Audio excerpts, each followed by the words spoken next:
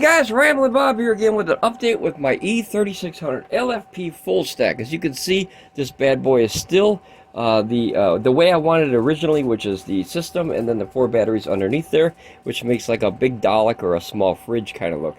On the side of it, you can see that all the cables are, I'm still using the original cables off of one port. Now the second port right here is actually that expansion one, so that one you can freely take on and off whenever you need it, and you know, charge other stuff. But I'm still trying that for this whole week. So far it's been okay. I noticed that the let's see if I go in here and switch to the those. Okay, so the first one is obviously higher because we're charging right now, but the numbers are as follows: 70, 67, 73, and 70. So the furthest one off is about 6%, which I don't think is bad because it's, you know, they're all supposed to be even, but you know, they usually rarely always are. But this configuration, it has been working with that the original cables. So far so good. But here's a big thing, a big disclaimer, guys. We don't use this to its full potential. Charging, we try to get full potential. We haven't had any issues yet. This has been doing this for probably a week or two now. Energy out, though, we only use about 1,500 watts, maybe 1,800 usually at the most. But as you can see, we're only pulling out 500 watts right now, and that's this workshop, which is using about 300 watts, and then we have 200 watts that are running through this this heavy cable right here, and that goes to a power strip that's fused, and a circuit power strip, and then that is running a 200 watt very small dehumidifier, the Medea Cube. Great things, guys. I highly recommend those. At least so far, they're awesome. Does it, and it keeps the moisture at bay. Awesome. Okay, so as you can see, we're 119.8 to 120 for the voltage, 59.9, so 60 hertz on the hertz, and then 118 on temperature. But remember, we're also bringing in some power here. So we'll see what kind of power we're bringing in. We're bringing in 1,593 watts, 98. So that's around that 1,600 watts in through the main, and what that is 932.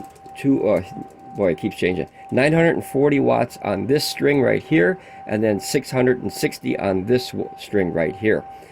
These are both coming from the RUIXU panels. There's 2 of them. They're coming in at approximately 80 volts open circuit, and then of course they drop down significantly depending on the power. This one is coming in at only about 48 volts, and there's a reason for that. There's a little bit of shading going on right at the top because the edge of the overhang is actually just blocking like 2 strips of all 4 of the panels. So that's why the voltage is low. The ones that are this way on the fence line are coming in at 69.3 volts, working volts. They're both running at 80 volts open circuit, but it drops down because the working voltage is obviously different if you have shading going on. So that's why you see a almost a 70 volts and a 48 volts. That's a huge difference, right? But I'm still generating power, and as soon as it gets to be about maybe 1 more week, that little 2-inch strip will go like this and disappear, and then I will get my full voltage back. So that's one of the things with solar power, guys, is you have to adapt yourself to your environment. If you have a tree that has one little branch, just that, right? Just that, you have to adapt yourself. You have to either go up there and remove that branch or work around that branch. So I think that's possibly one of the hardest, most frustrating things in solar power, is to figure out what you know, works for your system the best. And believe me, it's trial and error on a lot of that stuff. So I'm going to do this configuration for about 1 more week just to see. And if it stays good, I might keep it like this. Now, however, I did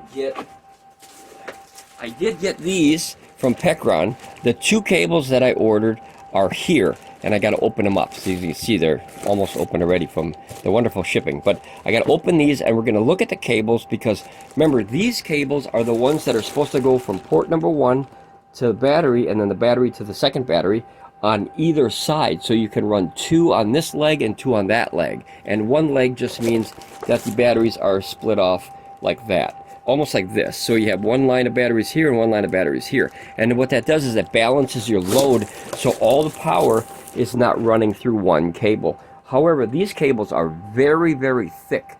And like I said, the most that we usually run through this is about 1800 watts. So that might have something to do with this working in this configuration.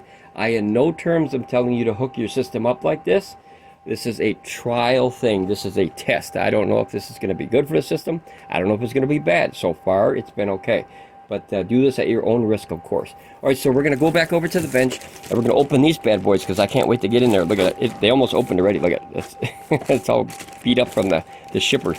Okay, I'm going to pause the video, and I'm going to bring you back over there to the workbench. I'll be right back. Hey guys, we are back, and thump, those are heavy cables. Okay, as you heard that big thump, my entire workbench just bounced because it is only plastic, but believe me, these cables are heavy duty. So what we're going to do is we're going to rip right into it. As you can see, it's already been beat up by the shipper people. I don't know who shipped it. Let's see here. And the box seems to be almost popped open, but all right, there you go. Oh, yep, see, it's beat up pretty good in there, guys. They do look brand new, but the shipper certainly beat the jeebies out of them. All right, let me see who the shipper was. All right, looks like FedEx.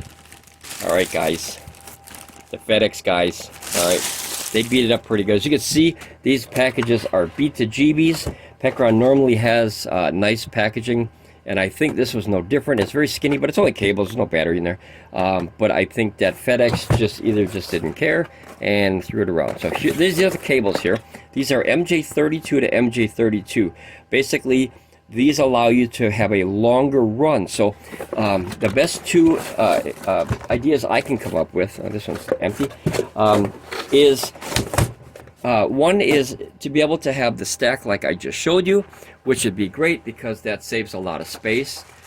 Here's their cable-y things. It's just very simple. Plug them in, open them, plug them in, you're done. But that allows you to have the system here, and then you can have the stack like I have them because the original cables are not long enough, or you can have the original system in the middle and then run your batteries to the side so you can have one longer one. Just make sure that if you run it side by side, to make sure you leave a good 5 or 6 inches in between the battery and the system so that those fans can work. Don't clog the fans, guys. Oops, sorry. That's very, very important because a lot of people, they always forget about the cooling, right? They're always worrying about the power, but the cooling is just as important as the power. Because if you can't cool something, think of your car, if you can't cool the engine down, you're on the side of the road stuck. So these are the new cables here. They are very, guys, look at the size of this cable. Holy crap, Zilla. That's as thick as my thumb, possibly thicker. That is a heck of a cable. Now, they're supposed to be 47 inches, which is about 4 feet, and that is definitely 4 feet. So that's what they look like unspooled here, or untangleized. That's a word, guys, tangleized, okay. So you got 2 of these here. So one other one, I just thought of another, which is kind of similar to the first one.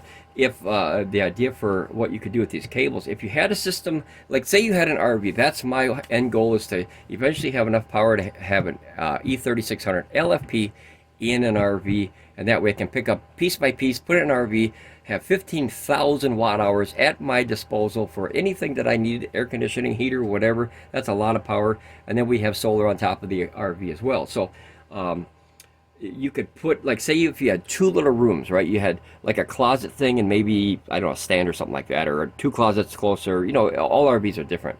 Or just an area that's bigger. So you could run the system and maybe 2 batteries in one, and then you could put the 2 batteries over here, or you could run the system in the main, and then pop holes in the wall safely, obviously, and then run the cables through those into the batteries that are not even in the same, you know what I mean? Like, you're always fighting for storage and space in RVs. No matter how big an RV you get, you will always run out of space.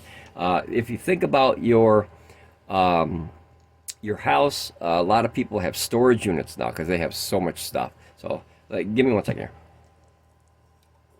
Gotta have some soda pop. Okay.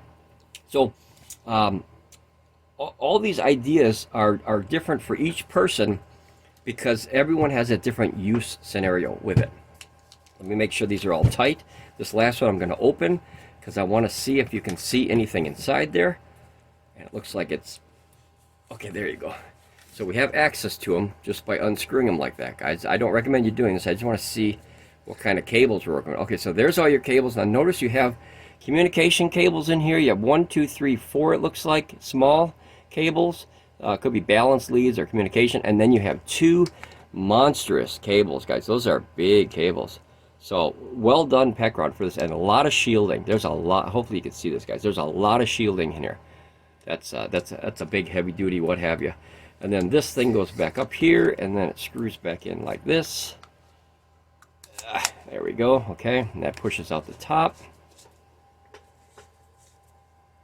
All right. Oh, I gotta get it. Okay, there we go. And then you put this guy on here, and then what that does is it squeezes it down. Yep. See, that's why you shouldn't open stuff, guys. Okay, let me see. There it goes. Okay, so once that's tight, you want to have these pretty tight. Now that's a pretty good piece of plastic on there, so you can wrench them down a little bit, but just remember they're plastic. Okay, I always like all my connections tight. That's the thing. So basically, if I had my system like that, and I had a system like that, and then run the batteries off to the side, that would be pretty cool. But remember, leave the space in between there. But what I'm going to do is I'm going to run the test that I'm still doing now with the other battery cables, the original ones, off one port. And then if that for some reason has any headaches, maybe I'll kind of bump up the the power usage that I'm doing to make sure that it can hold it. It's a lot of cables, so it should be okay, but I'm not a professional. I'm trying this as a test. Hopefully that'll work. If not, this is my backup plan, which this was my original plan, but very simple. You just plug them in and lock them. Make sure they're locked, guys. That way they won't pop out, because an arc coming out of there could be dangerous. It is dangerous. And I think that's all I have for this update. So far, everything seems to be working well that way, but if not, I'll go to these two. So just a quick update, guys, to let you know what I'm up to, and hopefully your solar day is going good, and the sun is shining up there with the solar gods, and you're getting lots of power in. Ramble on, be safe, and I'll see you next time here at Ramblin Bob Reviews. Bye, guys.